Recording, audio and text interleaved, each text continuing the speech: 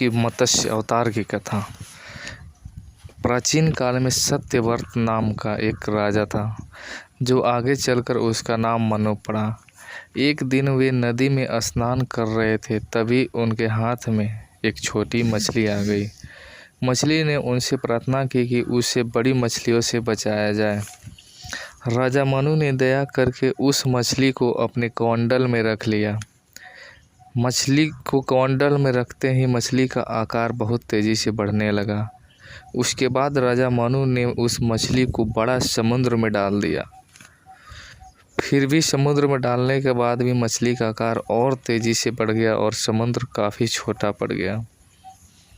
यह देख मनु काफ़ी परेशान हो गए। वो मछली स्वयं भगवान विष्णु जी थे।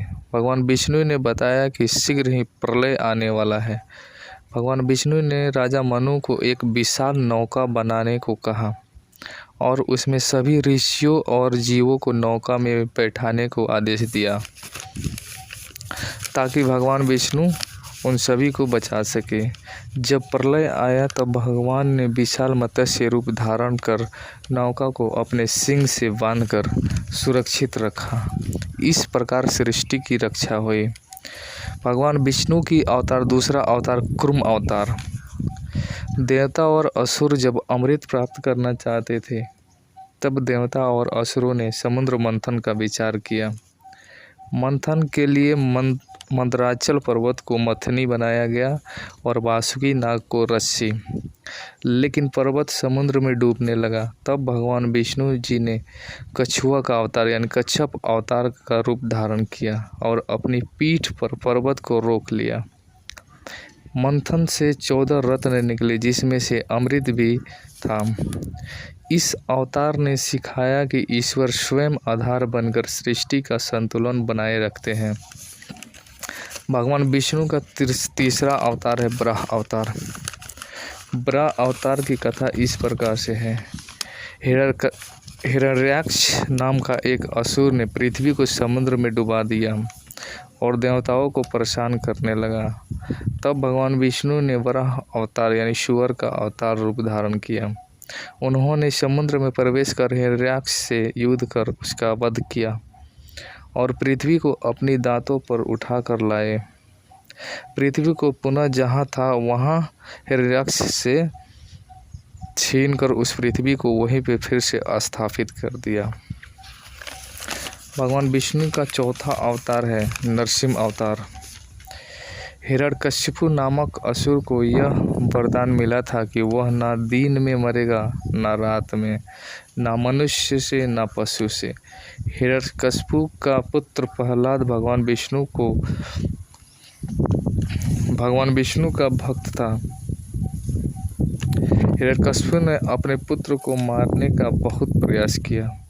तब भगवान विष्णु ने नरसिंह अवतार धारण कर आधा सिंह आधा मनुष्य का रूप धारण कर वो खंभे से प्रकट हुए और शाम के समय द्वार की चौखट पर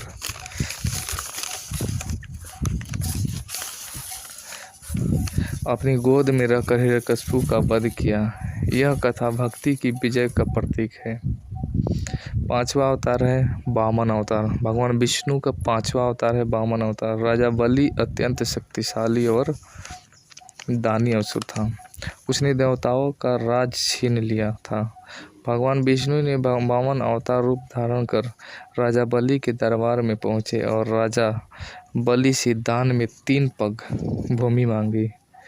पहले पग में वामन अवतार ने विष्णु जी ने पृथ्वी को माप लिया और दूसरे पग में आकाश को माप लिया। भगवान विष्णु जी ने तीसरा पग रखने के लिए कहा तो कोई स्थान नहीं था, तो राजा बलि ने स्वयं अपना सिर भगवान विष्णु के आगे कर दिया और बोला, आप तीसरा पग मेरे सिर पर रख दीजिए। यह देख भगवान विष्णु काफ़ी अत्यंत ही प्रसन्न हुए और उसको राजा बलि को पाताल लोक का राजा बना दिया और पाताल लोक का संरक्षक स्वयं भगवान विष्णु जी बने। इस प्रकार से वामन अवतार की कथा पूरा हुआ।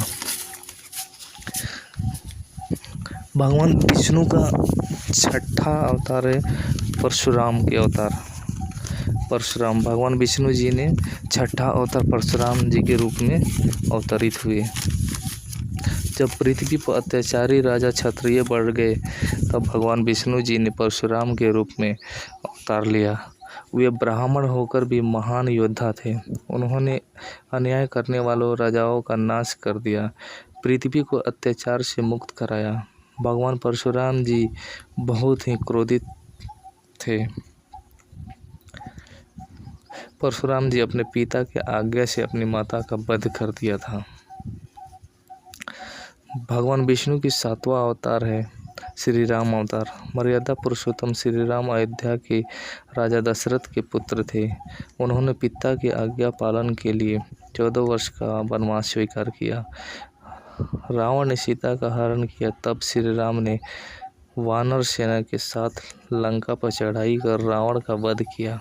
श्री राम जी का जीवन सत्य, त्याग और कर्तव्य और आदर्श का प्रतीक है।